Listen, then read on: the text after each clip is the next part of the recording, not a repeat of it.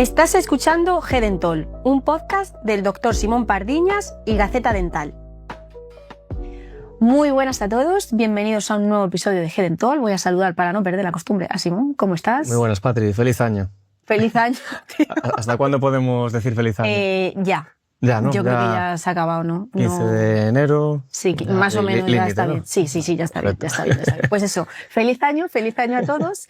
Hoy vamos a tener un tema, vamos a hablar un poquito de investigación clínica, sobre todo en implantología, y para ello tenemos con nosotros a Alberto Monge, que aunque seguro que la mayoría le conocéis, pues voy a dejar que se presente él y que nos cuente, y te voy a dar la bienvenida, por supuesto, y muchísimas gracias por estar aquí. Muchas gracias, un honor para mí acompañaros. Pues bienvenido, Alberto. ¿Cómo te definirías tú? Pues a ver, yo en el ámbito personal me definiría como una persona muy normal. Tengo hobbies como la gente normal, evidentemente. Valoro mi vida profesional, me considero un afortunado, pero también evidentemente pues me gusta tener una gran carga a nivel personal, me gusta hacer deporte, me gusta salir a hacer senderismo, me gusta esquiar en invierno. Es decir, yo si me tuviera que definir con una palabra sería normalidad.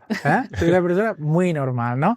Después ya, claro, pues la gente te pregunta, oye, ¿y el tema de la investigación o el tema de la clínica, cómo lo manejas, no? Bueno, pues con sacrificios, soy una persona sacrificada, soy una persona perseverante, soy muy constante, me gusta mucho la rutina y hay veces que, fíjate que tú dices, hostia, no, cuando tienes mucha carga de trabajo, dices, estoy deseando irme de viaje, ¿no? Para romper la rutina y te pasa un día por ahí y dices, hostia, pues yo echo de menos lo que hacía antes, ¿no? Al revés, ¿no? Estás cansado de tanto viaje al final.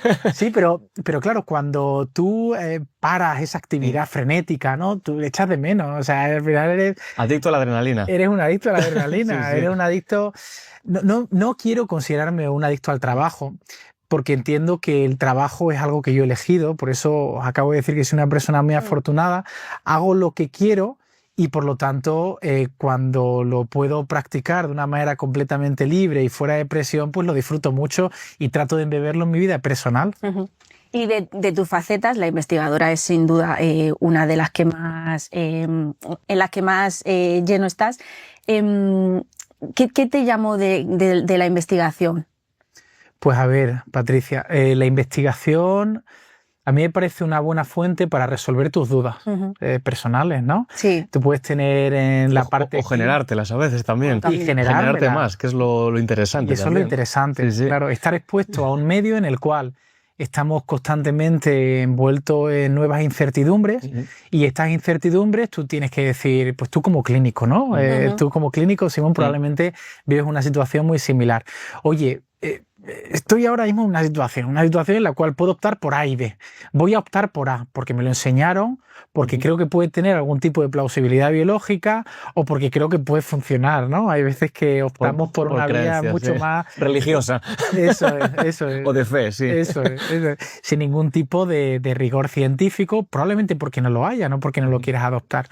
Entonces tú, cuando empiezas a entender que debe de haber algún tipo de, desde un punto de vista estratégico, un rigor científico y entiendes la importancia que tiene y sobre todo entiendes la trascendencia que puede llegar a tener en la comunidad. Es decir, que es muy probable que haya otros contemporáneos como tú que tengan la misma incertidumbre, pues tú dices, oye, pues voy a tratar de ayudar a resolver este dilema utilizando algo que sea homogéneo y que por lo tanto siga cierta metodología que desde el punto de vista científico sea válida y con todo ello no solamente que los clínicos se nutran, sino que al final los pacientes tengan un tratamiento mucho más efectivo. Eso es lo que más me llama a la investigación.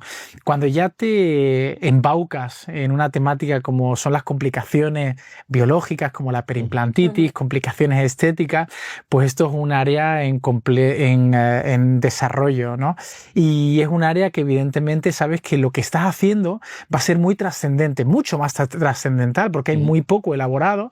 Entonces tú entiendes la responsabilidad que tienes en la comunidad científica para que ayude a avanzar esta disciplina. Por lo tanto, pues la investigación, además de permitirte resolver preguntas, es divertida porque el día a día te aporta algo nuevo, te aporta una incertidumbre nueva y por lo tanto te fija un horizonte lleno de retos. ¿Y esta inquietud por la investigación te surgió durante tu etapa de estudios, una vez empezaste a trabajar con pacientes y veías pues cosas que no tenían respuesta o que no había evidencia, o fue una mezcla de ellas también?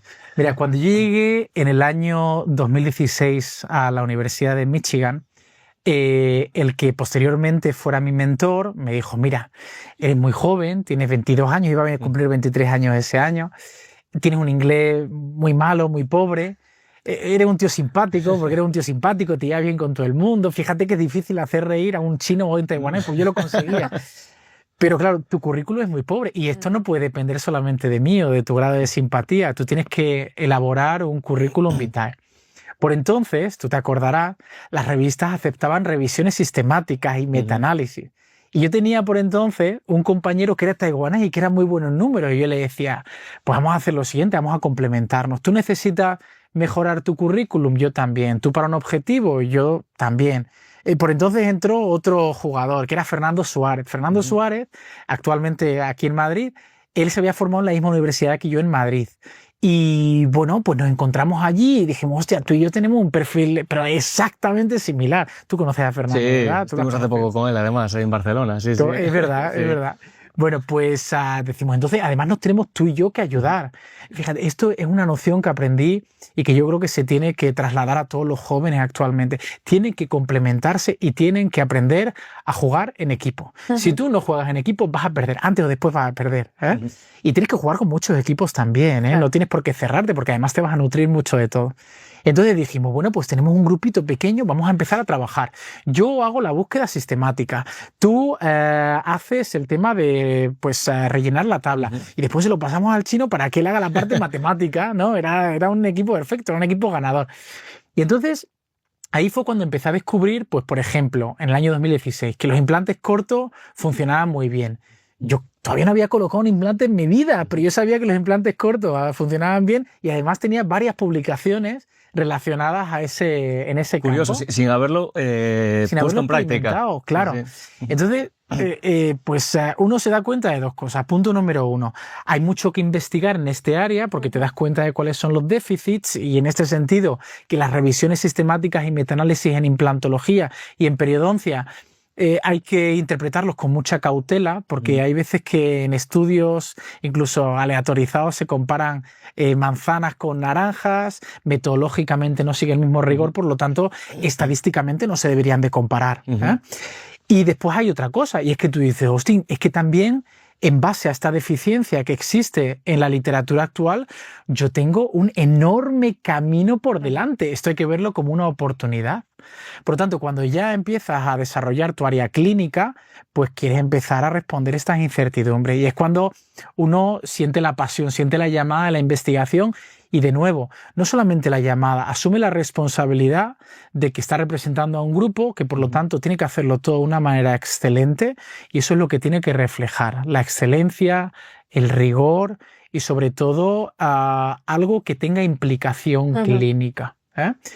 En la Universidad de Michigan, gracias a desarrollar este currículum, pues tengo la oportunidad de empezar mi programa de residencia. Son otros 3 años, ¿no? Y ahí opto por empezar la línea de investigación preclínica con Will Janoville. Él actualmente es el decano de la Universidad de Harvard, por entonces era el chair de mi programa. Y es una persona fantástica, a la cual evidentemente adoro y a la cual pues le tengo un cariño tremendo y ha jugado un papel decisivo en mi carrera y también a nivel personal. Y con Will empiezo a desarrollar la parte preclínica y me doy cuenta pues, que hay incertidumbres que podemos llegar a tener en el área clínica que por motivos éticos y morales no vamos a poder resolver nunca en estudios clínicos, entonces habrá que optar a modelos preclínicos. Y entonces ya pues, se forma un cómputo global, ¿no? Cómo la parte del modelo animal se puede trasladar al modelo en humanos y cómo el modelo en humanos además nos permite continuar con una mejora en el conocimiento y permite que surjan nuevas incertidumbres que finalmente pues, puedan volver a bajar de nivel para empezarlas a responder con el modelo preclínico y así seguir escalando. Por lo tanto, de nuevo, yo creo que son retos que te planteas el día a día, que te permite, fíjate cómo enlaza con lo anterior, salir de tu rutina clínica, liberar la mente y hacer algo distinto. Sí, completamente de acuerdo con lo que dice Alberto de crear ese grupo, porque además esas sinergias son muy interesantes, aprendes de uno, de otro, de incluso países distintos, de otras universidades con los que puedes contactar. Yo también tengo la experiencia y justo también empecé con el tema de la investigación, en este caso en la Universidad de Nueva York, con Ismael Kuli también, que lo conoces, y también pues empezamos a hacer revisiones sistemáticas, y buscar también ese espacio que hay, que no hay evidencia clínica de cosas que hacemos en el día a día y que no tenemos respuesta, y a partir de ahí surge eso, una hipótesis que luego decimos, venga, pues ¿qué podemos hacer para intentar acercarnos a buscar una solución o una respuesta a todas estas dudas? Y eso, claro, te genera una inquietud de, bueno, y a ver qué va a salir aquí, vamos a hacer este experimento, vamos a tirar por aquí. Es algo que también te complementa mucho a nivel clínico, ¿vale? Yo siempre digo que hay que unir la parte clínica con la parte investigadora, si eres investigador, porque si no te falta la parte de visión del paciente, que es muy importante también. Y completamente de acuerdo en generar esas sinergias, esos grupos que te permitan, pues bueno, crecer tanto a nivel investigador como clínico. Sí. ¿Y qué les diríais a un joven que quiere iniciarse? Que no sé si es así. Bueno, que quiere empezar a investigar. ¿Cuáles son las cualidades que tiene que reunir? No sé si decir un buen investigador, pero sino al final una persona pues que esté comprometida con la investigación. ¿Quieres comenzar tú? Dale. A ver, tienes que ser muy constante, pero constante diario. Tienes que leer todos los días. Yo cada 2 días me meto en las 5 o 6 revistas científicas más importantes para saber lo que está siendo publicado, para no repetirlo. Y date cuenta que el proceso editorial es muy lento. Es decir, que lo que está siendo publicado actualmente es algo que se comenzó hace 5 años, aunque sea un estudio de 1 año de seguimiento. Sí. Claro. Entonces tienes que estar muy actualizado. Tienes que entender que no es fácil y que vas a fallar y que no pasa nada por fallar y que no pasa nada porque algo no se publique. Algo que me refiero que no haya salido bien, no que tenga unos resultados contrarios a la hipótesis que tú tienes, ¿no? Porque todos hemos fracasado en algún momento y eso te ayuda también a entender. Eso es ciencia al final también. Eso es ciencia, claro. Y eso te ayuda a levantarte y te ayuda a rediseñar. Mira, el libro que nosotros publicamos en el año 2019, cuando yo ya tenía casi todos los capítulos escritos, los que tenía asignado yo, se me borró toda la información del ordenador. Se me borró toda la información del ordenador. Me hace una palabrota. Y llegó el COVID, y con el COVID lo pude reescribir y me alegré mucho de poderlo haber reescrito. Tenía más información, ¿no? Porque había recolectado más información, había madurado las ideas, lo pude articular de una manera creo que mucho más elegante. Y ahora mismo diría, hostia, pues yo hubiera cambiado. Es decir, esto es un continuo, un constante crecimiento y el que se quiera dedicar a la investigación tiene que actuar con muchísima humildad, entendiendo que hay una serie de objetivos que se pueden llegar a cumplir y otros que no. Y que va a haber complicaciones a lo largo del camino y que puede llegar más tiempo y tienes que tener flexibilidad. Pero la constancia para mí es lo más importante. Y en todos estos años de investigación, Alberto, en concreto en la parte de los implantes, que quiero ahondar un poquito en ella, ¿cuáles dirías que han sido los, no sé si, bueno, sí, hallazgos más reveladores? Pues mira, a ver, hallazgos que haya podido haber en el área de la implantología a lo largo de la última década, yo creo que se puede subrayar pues la introducción de todas las herramientas digitales y cómo facilitan o mejoran la predictibilidad en implantología, con el tema de la inteligencia artificial en diagnóstico.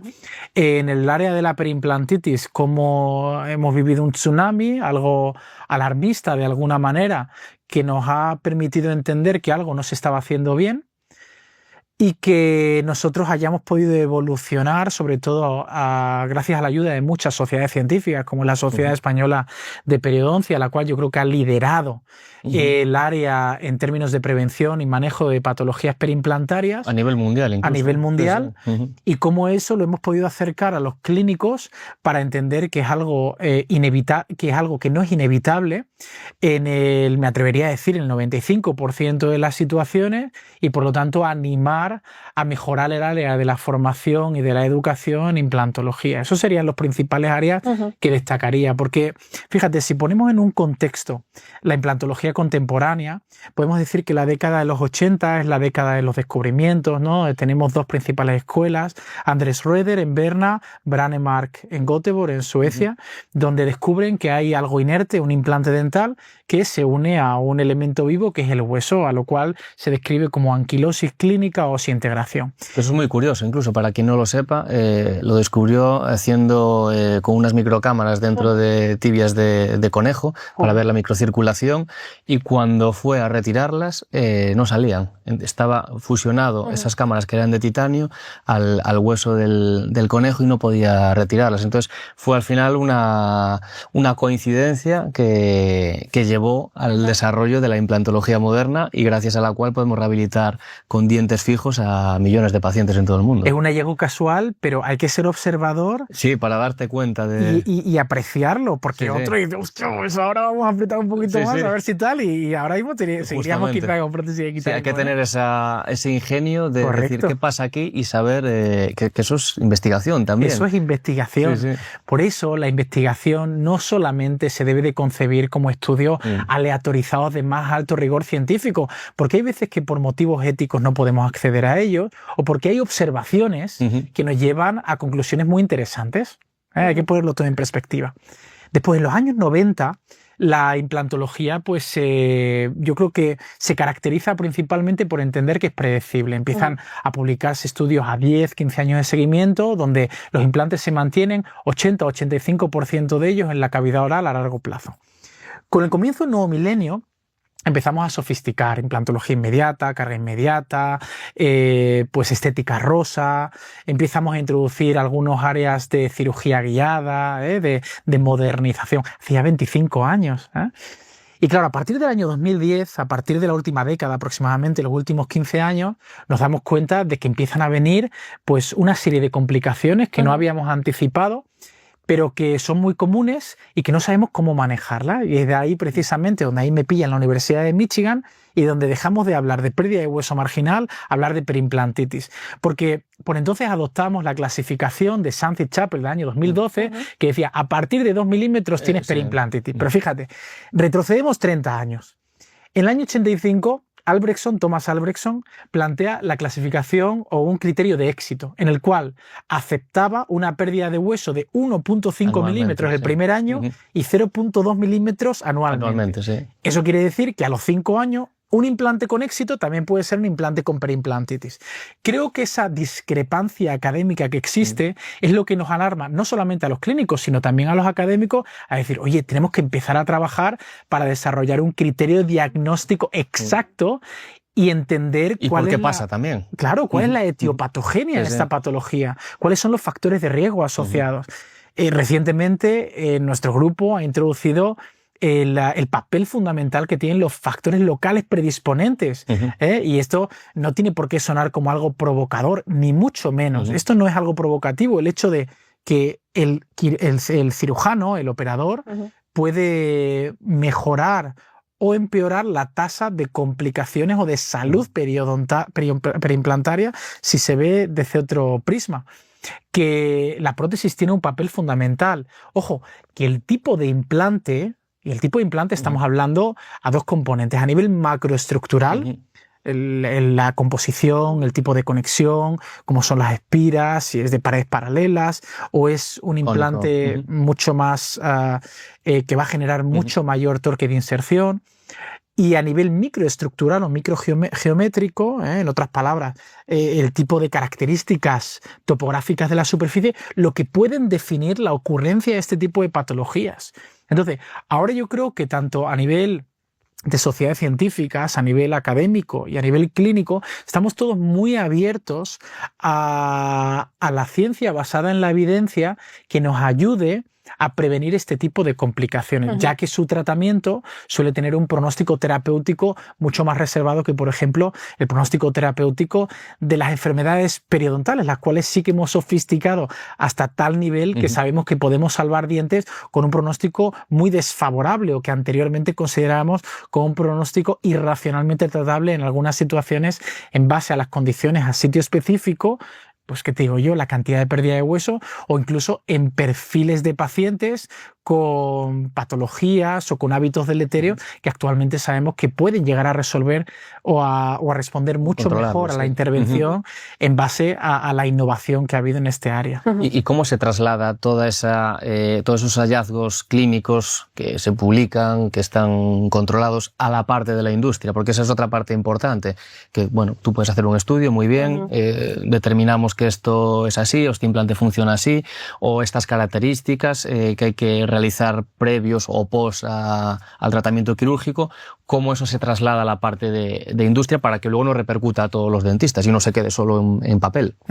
En la actualidad, Simón, yo creo que estamos viviendo una época muy bonita para realizar investigación porque la industria está expectante de nuevos productos que ayuden a prevenir específicamente la ocurrencia o aparición de estas patologías.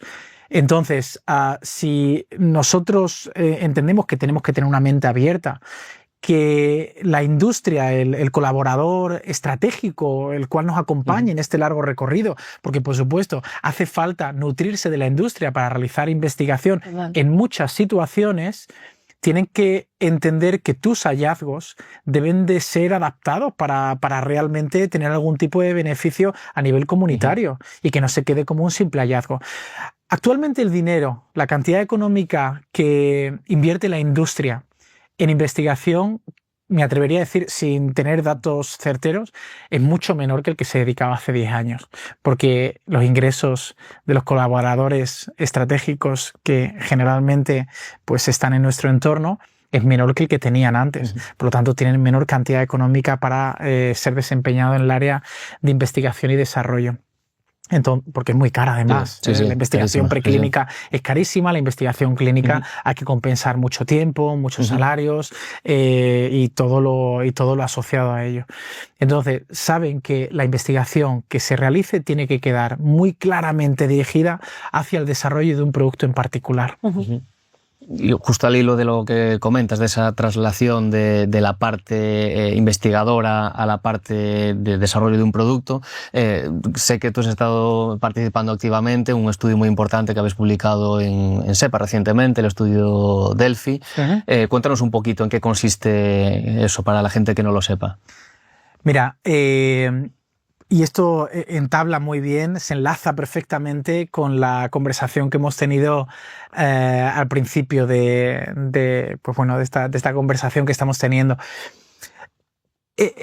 Somos conscientes de que hay grandes limitantes en el área de la investigación y eso debe de motivar precisamente a los jóvenes a iniciarse en este fabuloso área. Y en base a ello nos hemos dado cuenta de que hay muchos factores que nosotros entendemos de manera observacional que pueden estar asociados con la aparición de complicaciones estéticas y complicaciones biológicas, pero que cuando tratamos de responderlas a través de ciencia basada en la evidencia es inexistente o el rigor científico no es ni moderado para realmente poder proveer unas conclusiones sólidas que lo asocien con la aparición de estas patologías. Por lo tanto, lo que sugerimos desde la Sociedad Española de Periodoncia, Osteointegración, y donde TeamCare tenía un gran interés en desarrollar precisamente ese área, es en poder plantear cuáles son las tendencias clínicas que una serie de jóvenes tenemos, jóvenes menores de 45 años, no tan jóvenes. Seguís siendo jóvenes, por favor. ¿Y por qué jóvenes? Pues porque hemos vivido esta transición, yo creo. Y sobre todo porque somos los que vamos a tener que vivir la implantología en el año 2040. Y tratar lo que viene de atrás. Y tratar lo que viene de atrás también.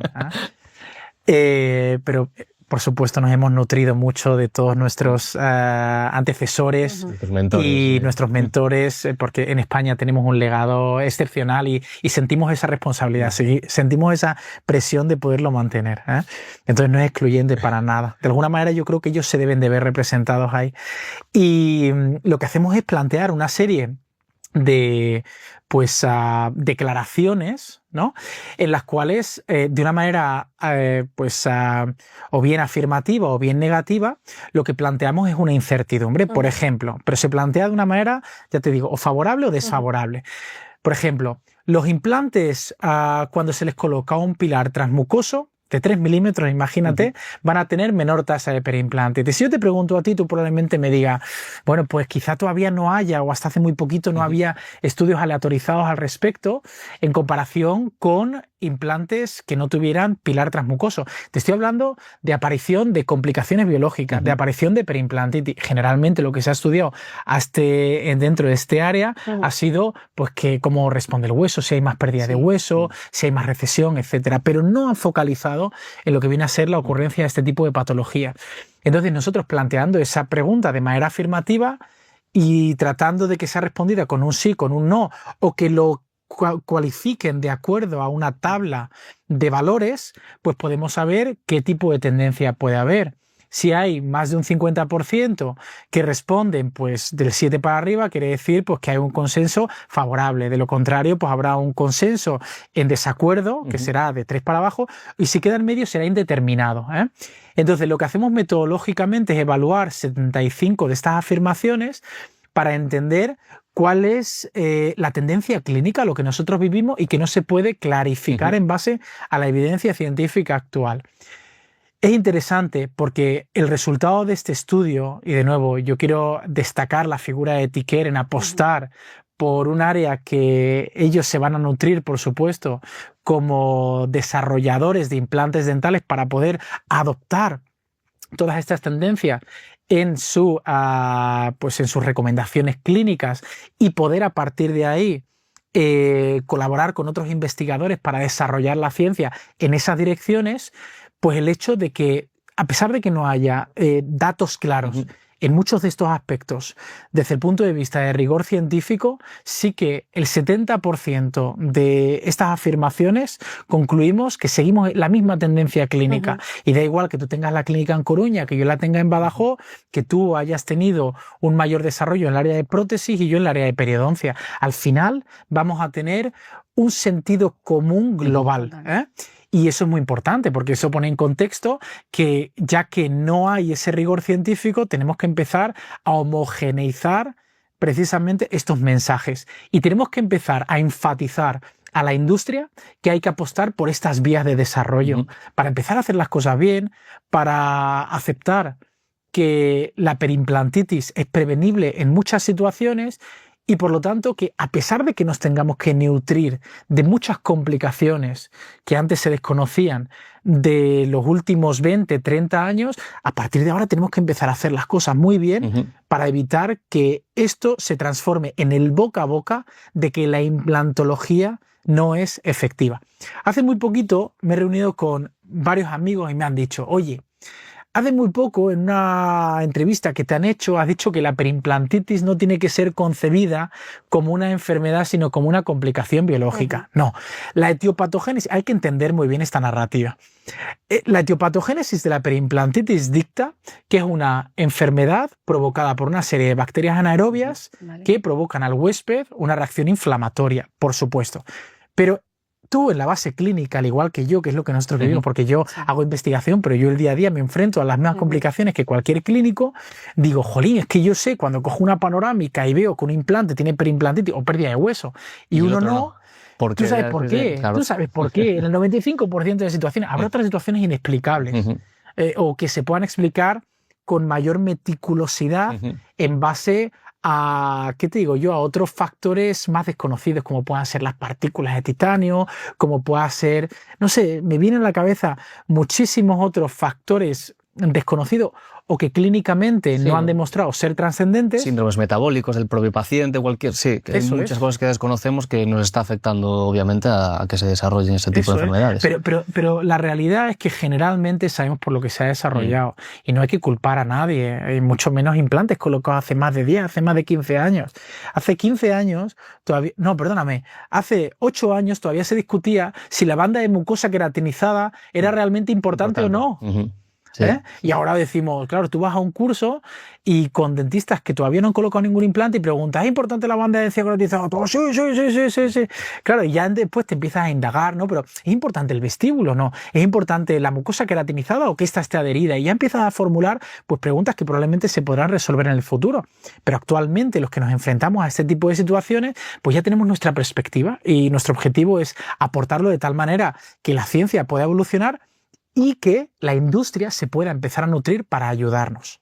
Y luego también trasladar todo eso al resto de dentistas y a la población general, que es la tercera parte, que sí, se investiga, se descubre, la industria lo acepta, pero cómo se traslada luego eso al resto de dentistas y cómo se traslada al paciente también, que es obviamente la parte principal y el actor principal de todo eso. Y eso también requiere pues una labor de docencia, que también me consta que bueno, estás muy involucrado y con todos los cursos que das en universidad y demás, que eso es una parte fundamental obviamente para divulgar todo esto. Y luego también al paciente, en nuestra clínica. Tenemos que explicar al paciente las medidas preventivas.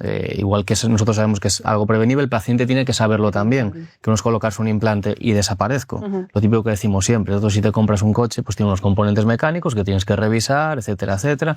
Cuidarte, obviamente, si tus dientes se ven afectados, todo lo externo que te vayas a colocar también se puede ver afectado. Entonces esa es una parte también clave para que el éxito de nuestros tratamientos funcione. Sí, que hay que difundirlo. Si tienes un paciente que se fuma 2 paquetes de tabaco al día y luego desarrolla perimplantitis, pues tampoco podemos echarnos las manos a la cabeza y decir, es que he hecho algo mal. Que también, obviamente, hay muchos factores, pero uno de los principales que sabemos es el tabaco, entre la higiene y el tabaco. En España existen 2 grandes limitantes, y con ello daré lugar a un halago que te tengo que hacer. En primer lugar, la industria tiene que seguir unos cánones que deben de cumplir, el compliance, por el cual ellos no pueden abordar al paciente. Por lo tanto, tú no puedes tener un panfleto en el cual se diga que hay un implante mejor que otro, a pesar de que los haya. A pesar de que los haya. Sí, bueno. Eso es lo primero. Sí. En segundo lugar, el clínico, a pesar de que tenga una educación exquisita, no puede alegar que es mejor o que tiene mejores competencias que ningún otro, porque desafortunadamente en España no existen actualmente las especialidades. Y las especialidades no hay que entenderlas como que la implantología pertenece a la periodoncia, ni a la cirugía oral, ni a la cirugía maxilofacial. No. Hay que entender que hay que buscar que solamente profesionales competentes, tal cual. Y no voy a ser yo quien diga que hay ciertas universidades que tengan mayor competencia o que tengan un mayor conocimiento que otras para aportarla a potenciales nuevos usuarios en el área de la implantología. ¿Por qué digo todo esto? Porque nosotros necesitamos divulgadores como vosotros. Nosotros necesitamos que vosotros seáis los que lleguéis al paciente y que seáis los que transmitáis de esta manera tan coloquial y tan excelente que lo hacéis para que entienda el paciente que no todos los dentistas somos iguales, pero ya no solamente en formación, también en honestidad, sí, claro. También transparencia. Ahí hay muchos pacientes que me dicen, en el área de la periodoncia, por ejemplo, joder, a mí me hicieron un tratamiento de ortodoncia, ¿no? Me movieron los dientes y nunca me habían dicho que el tema de las retracciones se podía cubrir, ¿eh? Y bueno, y en el área de la implantología, imagínate, ¿no? Todo lo que Entonces, claro, uno tiene que tener una responsabilidad moral para hacer entender cuáles son los limitantes de cada uno. Yo tengo muchísimos limitantes. Yo soy una persona que se dedica exclusivamente a la periodoncia e implantología. El área de prótesis, tengo un compañero que para mí evidentemente es el mejor y tengo un ortodoncista que para mí evidentemente es la mejor, ¿no? Pero todo esto claramente es relativo, ¿no? Tú tratas de forjar tu equipo. Pero a donde voy es que tenemos que ser conscientes de nuestras limitaciones, ¿eh? Y hay muchos que no lo son en España. Eso es un peligro también. Y eso es un peligro. Sí. Y es un peligro porque además lo que está provocando es que en nuestro área, cualquier área en odontología, especialmente aquellos más lucrativos, como pueden ser la implantología, la estética y la ortodoncia, esté generando mucho rechazo en el paciente. Y cada vez tenemos que convivir más con ese paciente que te viene y te dice, no, es que los implantes se caen porque a mi prima se le ha caído. Y tú le dices, yo me pillo los dedos, yo soy el primero en pillarme los dedos. Y le digo, no, el implante no va a ser rechazado por el cuerpo. Puede fracasar porque me fracase a mí o porque te fracase a ti. Pueden ocurrir complicaciones. Afortunadamente, y dado este área de la investigación que hemos desarrollado en mi centro, yo a los pacientes les puedo ofrecer una tasa de complicaciones probable que pueda llegar a ocurrir. Mira, la tasa de complicaciones es misma, ¿no? Yo creo que eso tiene que ser otro motivante también para hacer investigación, aunque sea interna. Es como como una consultoría que tú realizas de tu centro. Mira, yo tengo una tasa de complicaciones de tanto. Si te expones a ser tratado por mí, vas a tener esto. Pero con los condicionantes que tú aplicas tanto tu propia experiencia como los que le aportas al paciente. Es decir, tú le explicas al paciente lo que tiene que hacer para que entre dentro de esa tasa también, porque si el paciente hace lo que quiere, al final ya no entra dentro de lo que tú le has dicho ni tus protocolos, está yendo... Pero por eso tú tienes que ser exclusivo. ¿A dónde voy, Simón y Patricia? Nosotros los clínicos tenemos un gran limitante para llegar al paciente, para que nos entiendan. No todos los clínicos tenemos la preparación a nivel comunicativa para hacerle partícipe al paciente de la importancia que tiene adherirse a la terapia de mantenimiento, o que sepan que complicaciones pueden ocurrir y que si ocurren están en las mejores manos porque tú sabes resolver esas complicaciones. O sea, la responsabilidad moral que cada uno debe de aceptar. Desafortunadamente, eso en España, pues tenemos unos clínicos excepcionales. Hay que trabajar mucho en ello. Pero hay que trabajar mucho en ello. Entonces, los grandes divulgadores como vosotros sois los que tenéis que tomar el liderazgo en trasladar este mensaje de tal manera concisa hacia el público. Hacia el público, claro. Y, por ejemplo, entre los profesionales, ¿qué papel tienen pues los congresos como el de Ticker, por ejemplo, que se va a celebrar en Valladolid el 6 y el 7 de febrero? Pues mira, es un congreso que me acaba de informar el CEO de la empresa que acaban de superar los 1000 inscritos, de lo cual me alegro mucho. Probablemente sea el segundo congreso con mayor número de asistentes a nivel nacional, después de el congreso de la Sociedad Española de Perio, recientemente celebrado, que hemos batido récord de nuevo. Y donde el título, la principal espina que articula pues toda la temática es desafiando límites, ¿no? Desafiando límites porque se ha entendido, y yo he tenido el gran honor de poder ayudar a construir el programa científico, que en el año 2025 tenemos que desafiar todos los días una nueva realidad clínica en base a complicaciones, en base al entendimiento de la parte digital, en base a maxilares tan atróficos que quizá ya no se puedan articular con implantes convencionales o con técnicas convencionales, y todo eso pues se va a tratar de orquestar de una manera pues muy ágil para que toda la audiencia pueda captar mensajes clínicos que lo pueda trasladar de una manera muy predecible a la práctica diaria. Entonces, el objetivo van a ser charlas relativamente cortas con unos expertos excepcionales, la gran mayoría de ellos nacionales, y donde pues estoy seguro de que más allá de que sean unas presentaciones muy bonitas, un sitio excepcional en Valladolid, el mensaje clínico va a calar.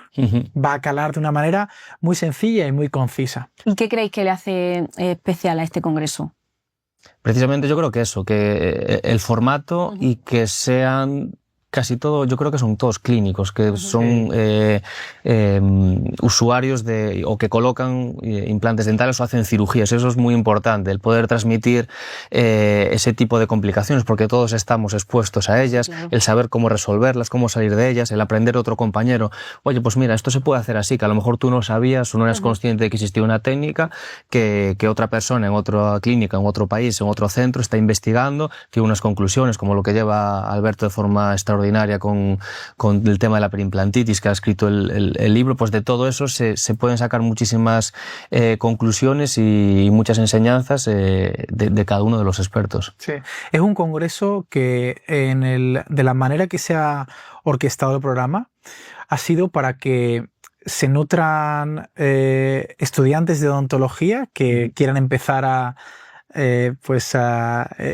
involucrarse en este área de la implantología, ¿no? Empaparse, y para expertos que quieran optimizar, que quieran mejorar en este área. Yo creo que la audiencia es muy amplia, que es un congreso muy dinámico donde van a haber conductores o moderadores que van a saber manejar muy bien hacia dónde dirigir la sesión para que se puedan extraer mensajes clínicos muy certeros. Eso es.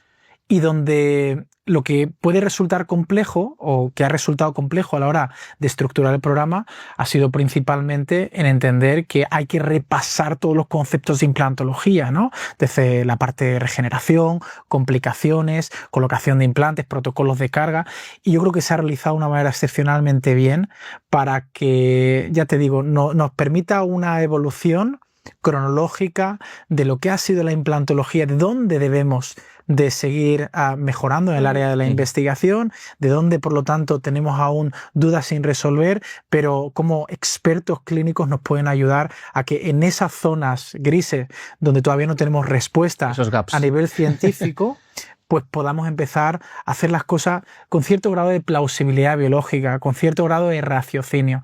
Yo soy una persona escéptica por naturaleza, con todo. Como buen investigador. Sí, yo creo que, pero a nivel personal también lo llevo a cabo, ¿eh? Entonces, cuando yo empecé, precisamente, tú hablabas de cuando tú empezaste con Ticker como usuario, ¿no? Cuando yo empecé a colaborar con ellos me patrocinaron una investigación sin yo haber colocado todavía ningún implante suyo. Y yo dije, joder, estos tíos sin conocerme, macho, están dando un montón de pasta para un estudio preclínico que realizamos en el año 2017, se publicó en el año 2019, 2 años después de haberlo empezado. Y gracias. Y gracias. Fue rápido. Y yo decía, estos tíos tienen que tener mucha confianza en su producto, porque lo van a poner en unas manos relativamente inexpertas, por lo menos en la utilización de su producto. Después, con el paso del tiempo, entendí el porqué. Es un producto que es extraordinario, ayuda a prevenir complicaciones periimplantarias, y esto yo creo que se basa en 2 características pivotantes. Una de ellos es el tipo de conexión que tiene, una conexión cónica. Ellos han desarrollado mucho el concepto del gap cero. Esto al final es que no caben bacterias ni de salida ni de entrada, y por lo tanto las bacterias no son lo que causan la inflamación, es el propio huésped. Pero si no hay ese espacio que provoca microfiltración y micromovimiento, esa zona inflamatoria, y eso se descubrió en los años 90 por un artículo clásico del grupo de la Universidad de Berna, la primera firmante era Nina Brogini, ¿no? Y eso fue lo que llevó a que Straumann en su momento desarrollara los implantes tissue level, que no tuvieran ningún tipo de conexión, pero que tuviera algo anclado en la parte de arriba.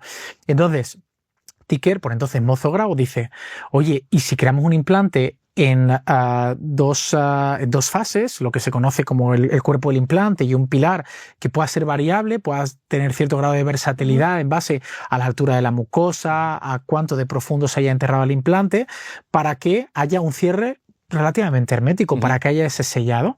Y eso es lo que actualmente, con total convicción, es lo que desarrollo, es lo que realizo el día a día. Es decir, yo coloco implantes Ticker con el pleno conocimiento de que cuando yo cumplo ese tipo de requisitos a nivel quirúrgico, a nivel protésico, se va a preservar perfectamente bien el hueso, ¿eh? Y cuando yo a Ticker les planteo, oye, y si ahora hacemos una investigación clínica, ¿sabes lo que me dicen? Adelante. No me ponen pero, no me dicen, oye, tío, pero no en este tipo de paciente. Algo más, oye, me tienes que dar el estudio antes para que yo lo valide. Nunca he hecho eso. Que eso pasa mucho, ¿eh? También.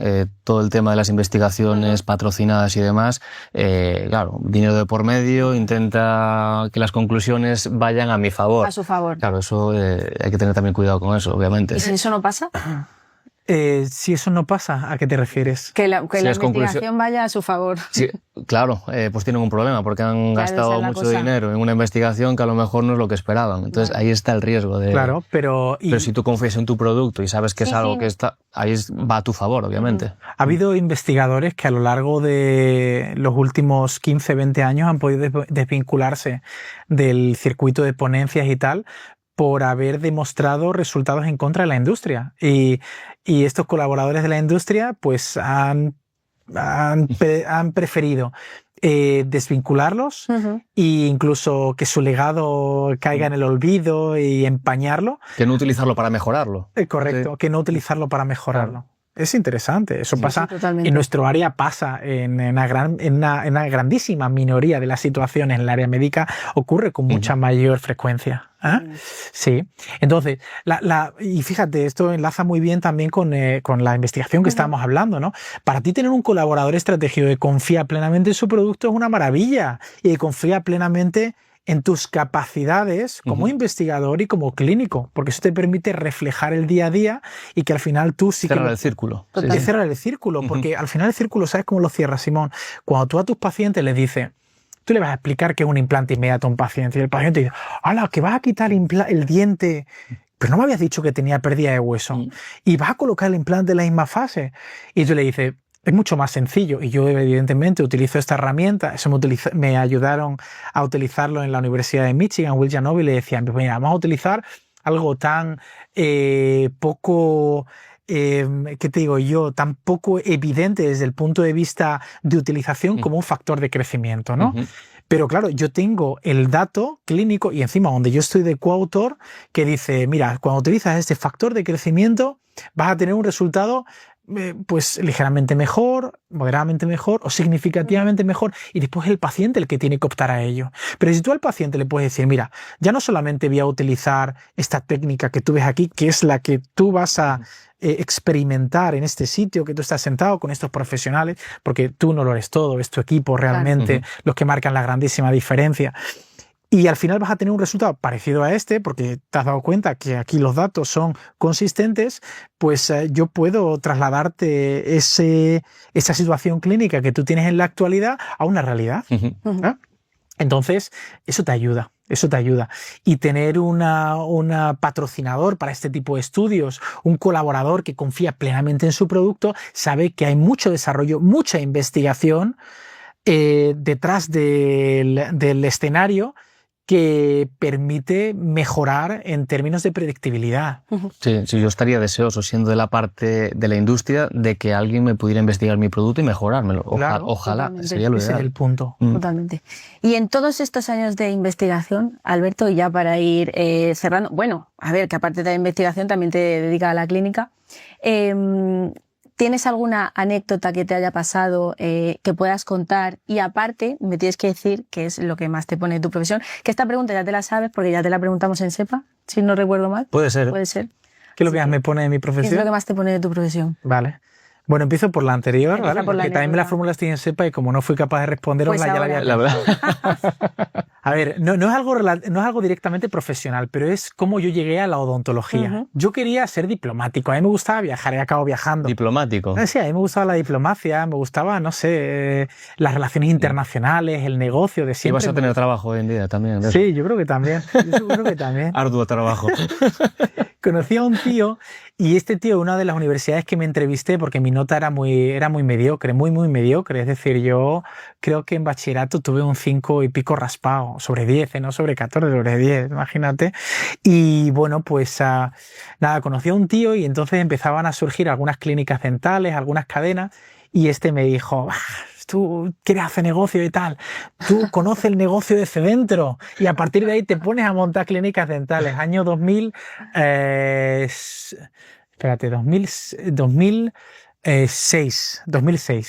¿Ah? Y yo digo, bueno, pues nada, no sé, bueno, me voy a entrevistar de todas formas para Derecho y ADE y Odontología, ¿no? Por satisfacer a esto, claro. Mi padre, él es maxilofacial, ha estado siempre muy involucrado en el área dental, en el área de implantología y tal. Y yo me acuerdo que cuando yo era pequeño, él es experto en temas ATM y tal, y él me enseñaba pues cómo se hacían las artrocentesis y todas esas historias, que había mucha sangre. Y yo con el pasador, no había ordenadores, eran estos pasadores con diapositivas, pues me tragaba toda la sangre ahí. Yo con 6, 7 años, yo tengo ¿sabes? Tenía como un trauma, ¿no? De hecho, la primera vez que yo me metí en quirófano, ya en odontología, era para hacer tal, y yo me mareé, y yo dije, wow, a ver Eras de esos. A ver qué hago yo ahora, a ver qué hago yo ahora. Yo conocía gente también que se metió en odontología y se dio cuenta cuando empezó en clínica que le daba miedo la sangre, que se mareaba y tenía un trauma y acabaron haciendo ortodoncia. Sí, pero esto me pasó ya como en tercero o en cuarto de carrera. Y o sea, ya la había liado completamente, pero bueno, decía, bueno, el tema de la ortodoncia, y cuando de repente hacían hacer los alambres esto en ortodoncia, digo, no, claro. Eso tampoco valgo, esto tampoco valgo, a ver qué hago ahora, ¿no? Pero bueno, vamos a rebobinar 3, 4 años, Y cuando yo me estaba entrevistando en estas universidades para hacer Derecho, ADE y Odontología, ¿no? Por satisfacer un poco a mi padre, yo me acuerdo que yo acabé estudiando en la Europea y la Europea tiene unos lagos muy bonitos y tal, ha salido en alguna serie de televisión. Y entonces yo estaba tan confuso, claro, yo con 17 años por entonces, no muy buen estudiante, pero tenía claro que quería viajar y tal. Pues me dice, oye, tío, ¿por qué no te vas a dar un paseo tal ahí a ver el lago este? Y bueno, cuando volví me dijo, bueno, te he registrado en odontología. Toma por saco. Sí, sí, si no quieres no pasa nada. He dejado un depósito ahí de un dinero, pero bueno, no pasa nada. Y yo dije, bueno, pues nada, voy a escuchar al tío este que me había dicho de conocer el negocio bien por dentro y después empezar a montar clínicas dentales. Y fíjate, y ahí llegó a la conclusión de por qué yo no hubiera valido para eso. Y ahora llegamos y yo creo que hay una buena solución para eso, que además los padres debemos de tratar de promocionarlo en una etapa muy prematura, en una etapa muy temprana de los niños. Y ahora llego a eso. Pero bueno, en fin, empecé en esto de la odontología, tal, me gustó. Y después en quinto tenía otra incertidumbre, ¿no? Que era qué hacer, cirugía oral, implantología, tal. Ya había superado el tema de la sangre. Y ahí conocí a un tío, un amigo mío, el doctor Pablo Galindo, que por entonces estaba en la Universidad de Michigan, y me dice, oye, ¿por qué no te vienes a pasar 5 semanas, tal? Entonces yo a mí se me venía a la cabeza esto de American Pie, ¿no? Y yo, guau, qué guay. Me bajo los vaqueros, aparezco allí con vaqueros. Digo, 5 semanas allí. Bueno, 5 semanas se convirtieron en 1 año y pico, de ahí en 5 años, ¿no? Y bueno, pues la verdad que ha sido una maravilla. Yo he disfrutado mucho mi carrera, la disfruté muchísimo, pero sobre todo la parte de posgraduado en Estados Unidos y en Suiza.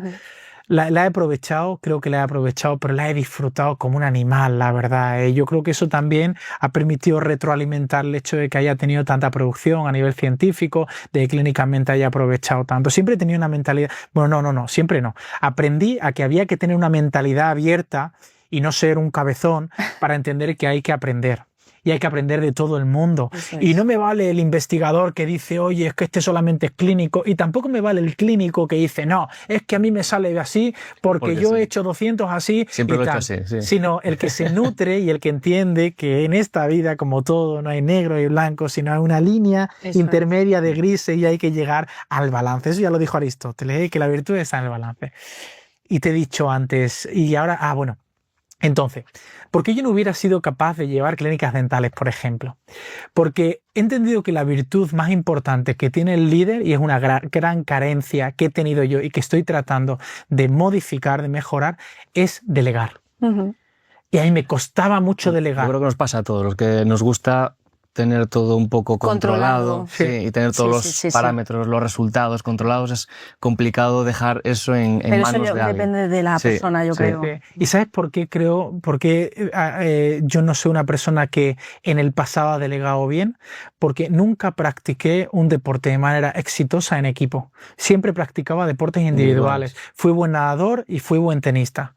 Bueno, tenista era un poquito más mediocre, pero bueno, también era tenista.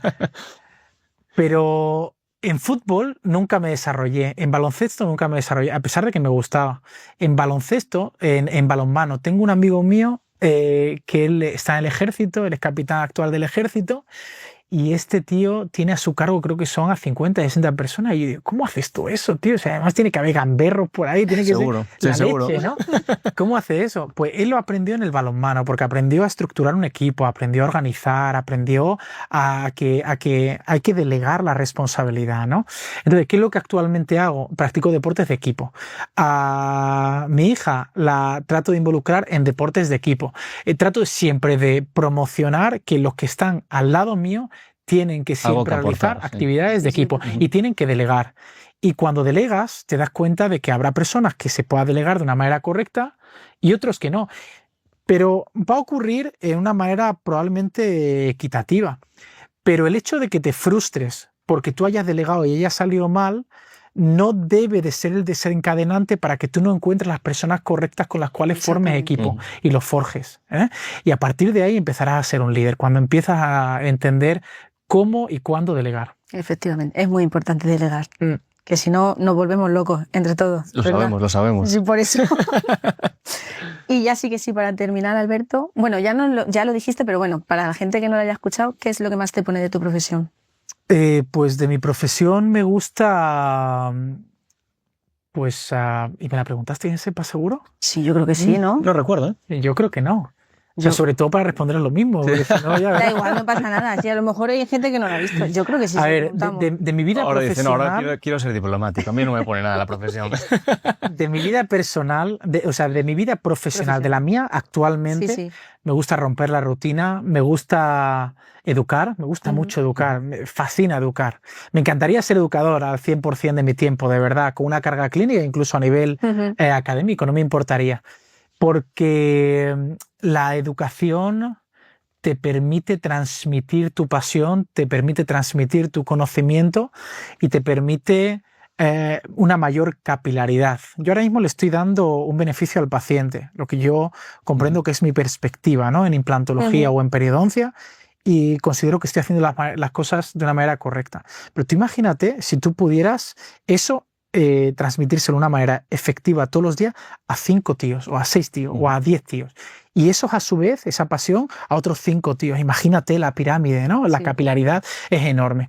Entonces, la parte educativa me encanta. La parte de investigación, para mí, es una manera de romper la rutina, es una manera de responder incertidumbres, y sí que se complementa pues con una parte clínica como la que yo desarrollo, muy exquisita en el sentido de que quizá no sea la odontología que yo doy accesible para todo el mundo, pero no en términos económicos, sino un paciente que no está dispuesto a dejar de fumar esos más de 10 cigarrillos al día, yo no le voy a colocar implantes. Pues eso lo que me permite es hacer las cosas bien. Hacer las cosas con rigor, hacer las cosas con tiempo, tranquilo, disfrutándolas. Eso es muy importante, documentándolo todo. Y en la documentación, ¿sabes lo que aprendes, Patricia? Pues que has hecho las cosas mal y que la próxima vez lo tienes que hacer mejor. Entonces es un continuo desarrollo y una continua mejora. Y no es estancarse, es de nuevo seguir optimizando con los recursos que tienes y con tus capacidades, seguir aprendiendo. Y yo actualmente, con muchísima humildad, de verdad lo digo, yo sigo aprendiendo todos los días, no solamente de mis errores, sino también de mis compañeros. Es muy importante eso. ¿Sabes? Digo, y este tío lo que está haciendo, joder, pero si es súper innovador, y a mí no me vale el que me diga, no, pero es que ha publicado una serie de casos solamente, no ha estudiado un estudio autorizado, pero es que es algo innovador, joder. Quizá ahora sea el momento de coger eso y y trasladarlo a un estudio autorizado para ver si es mejor a lo que podemos considerar como grupo control, que es lo que se está realizando en la actualidad, ¿no? El gold standard. Efectivamente, sí. Si es que de todo se puede aprender. Hasta de los que acaban de empezar como de los que llevan mucho. Y de otros sectores. Efectivamente, de todo. Pues Alberto, hasta aquí hemos llegado. Muchas gracias. Ha sido un placer, me ha encantado compartir con vosotros, y de nuevo, muchísimas gracias por esta plataforma de divulgación tan exitosa que tenéis. A ti por venir, y cuando quieras, ya sabes, aquí tienes... El próximo día traemos el vermú extremeño ese. Hecho, vale, y yo traigo algo de Talavera. Venga, ¿vale? Perfecto. Venga, pues ya está. Cerámica, ¿no? Sí, eso, justo. Mira, para echar el vermú. Tú sabes que hay una ciudad que probablemente, bueno, es la ciudad con más turismo dentro de la parte interna de México, que es Puebla. Puebla de Zaragoza. Sí. Allí le llaman Talavera a la cerámica. Sí. Y es preciosa. Pues y se piensan ellos que la han inventado ella. No. Y no es así. Vas a tener que ir allí a decirles. Y la Virgen de Guadalupe original es extremeña. ¿Ah, sí? Claro, por favor. Ahora te lo contamos después. Pues muchísimas gracias a todos por estar ahí, y os recordamos que si queréis asistir al Congreso TICARE será el 6-7 de febrero iba a decir del 2026, pues claro, en el año en el que estamos. En un mesecito. Eso es. Así que nada, muchísimas gracias a todos. Somos mucho más que un podcast. ¿Te unes a nuestra comunidad? Escúchanos en GDentol, en Spotify y YouTube, y contáctanos en Instagram a través de @gacetadental y @dr.pardinaslopez.